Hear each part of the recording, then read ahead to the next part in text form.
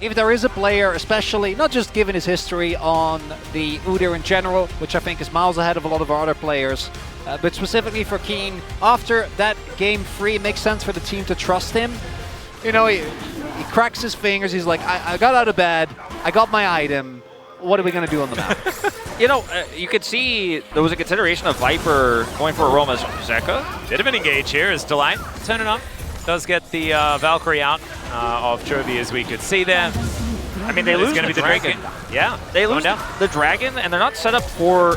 Oh, the flash comes through. Peanut finds a window here. The flash hook comes down, and the punch comes in. Another punch there from the big Bramble Man, and Peanut's able to take first blood. If you are Gen.G, because you still get the dragon, you want to be starting and stacking these early dragons, because I think that while this composition can go into the mid to late game, I think ideally you'd be doing it from an advantageous position, because eventually, like, double AD carry with Jax and utility the rest of the team provides, I think is something that you probably shouldn't try and take too many risks against. So absolutely fine. See whether he goes for a hook here. And pays. Oh, he's not going to be the target. It's in fact Lahens, who does get a headbutt off, but this is still looking dicey. Does have to flash, gets himself out of the way, and Viper landing everything. On that ward there, I don't see any pings just yet. Now obviously they know. Yeah, not a lot of minions, but I don't think it really matters as Strangled Thorns goes down. Canyon was just wanting to make the most of it, but they don't find the autos. The beauty of the Jax, ladies and gentlemen, is now Keen. He picks up Tower Dagger. I don't know about this one. Good flash to make sure that Doran gets himself out of the way, but he's not out of the woods just yet. Few of these autos coming in, there is no mana, but now the nature is grasping!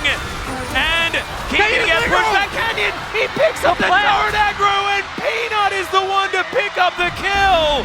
And now Zeka comes in, Keen's now in trouble, the flash forward just to make sure that he's able to get it, and there's the Buster Shot! Explosion combo for another kill for Hanwha. From Peanut, and then Keen, who is in a matchup where I think you need to continue to lead, actually ends up giving up a lot of extra resources. And then it's also a Chemtech Drake again. And I know they have shielding on Keen, but I really, if you go for double dragon, that's not what you want to see. Unless you're a fan of vintage video games. They didn't, yeah, of course. Blood going over to Gen.G. That's going to be that extra little bit of money. The problem is that it's not a tempo advantage with the fact that, you know, you're just taking a turret on both sides. Not really going to do too much, especially with even grubs. And now Delight possibly in trouble. There's the flash out. Bullet time immediately as Delight gets the knock up. It's just not quite enough there. But the turnaround from Viper. And he grabs the kill on the enemy top laner. Q, man, really making it through the targets he didn't want to hit. And yes, Chovy will get this inner here bottom side, but this is a huge win here for Hanwha Life and a lot of map control. The mid tower still stands here for Hanwha Life Esports, but the mid tower here for Gen.G is going to be potentially vulnerable. I mentioned this in the draft. Gen.G need a lot of map control for this draft to function in team fights, so they can set up fights with this Misfortune. They don't have the rel engage that we were talking about earlier. It'll really solidify the control over the map that Hanwha Life has. Just whoa, that's the flash headbutt pulve as they look for some damage onto Delight, but don't really find any of it at all. And now Lahens just a little bit too far forward. The Mystic Shots are landing, but the will is unbreakable. So Lahens is going to be able to keep himself alive. It's a big cooldown that they've used, though.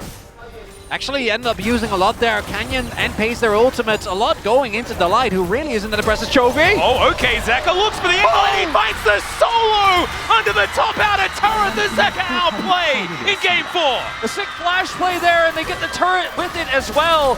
At this point in time, and this is feeling like Hanwha Life Esports actually finding a little bit left in the tank, finding a little bit more, and they haven't relinquished control of the tempo in this game. The hook is going to go wide.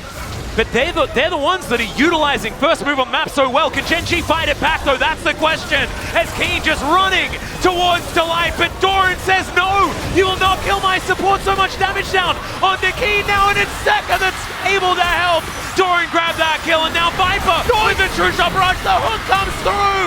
Doran finding an extra one. Chovy this time he's able to take one, but he's the last man standing. As look at that, the leapfrog from Zeka, but he's going to be moved back towards mid lane with that disengage cone, as Valdez would say, but it's only Chovy left. I mean, it would have been a full wipe if he's not able to have that disengage. Actually make this comp function, right? Because if Keen walks up, he gets hooked. if Lahens finds a big pick, could be something. Yeah, that's Headbutt Pulp. It's only on to Peanut here as the Stranglethorns does go down, but Twisted advances one heck of an ability, and that gets him out of there. True Shot Barrage now landing onto 2, and Keen, all he can do is run. You can see now Zeka getting caught out just a little bit, but he will survive. Viper, that Fog of War is now Viper wanting to take matters into his own hands. That's another hook, but it hits the air this time. There's no TPs, you say they can't back. They're going to come over and contest anyways, it looks like, or at least Lahens is coming over. I mean, they're going to look at it, but I don't know whether Canyon can get in here. He walks over, but Peanut says nope. They're a little bit too fast. And now a 6,000 gold lead is what we're approaching. The Red Bull Baron power play hasn't even gotten started yet. And Hanwha Life Esports, they're looking to try and, like, they're pulling out the record now. Silver Scrapes is coming, ladies and gentlemen. Feels that way right now. And we already saw that. Like, Delight gets a hook, gets a punch, and then you kill him maybe, but whoever kills him is just also going down. There's no way out. It's just so, it's almost like a phalanx the way that this plays out. Zeka and Viper obviously having escapes as well in their kits, making it very difficult to lock down the 280 carries.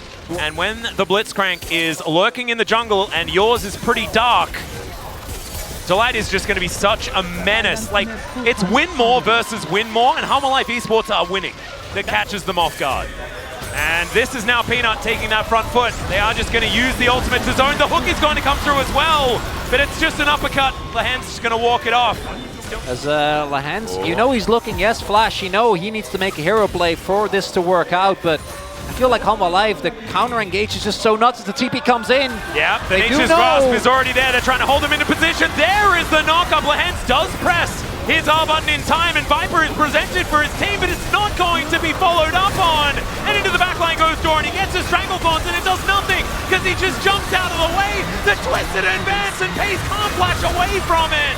He'll be going down here as Zeka just chases forward. It's a double kill, and that is going to be Silver Scrapes queued up for the second time this year, spring and summer. We're going to 5. And GenG, if they're going to get the Pentafeat, they are going to have to earn it. It'll be the series that Ox predicted if Hanwha can get it done back-to-back, as he gave it a 5er for Hanwha Life Esports, but he was the only one. And Hanwha Life just showing way more resilience than we gave him credit for.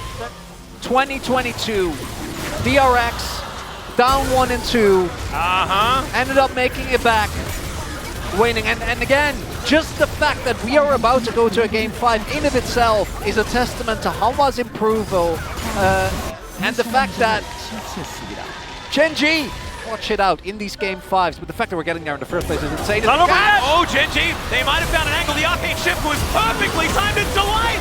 He's even able to walk back and punch them.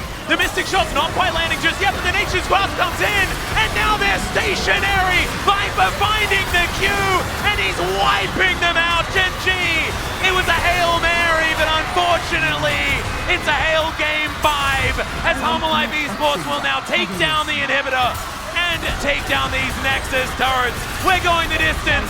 2 seasons in a row here in the LCK, and we'd have it no other way. These were some of the best highlights from today's 2024 LCK Summer Split matchup. Which moment was your favorite? Let me know in the comment section below. This is OP, and I'll see you tomorrow. Take care.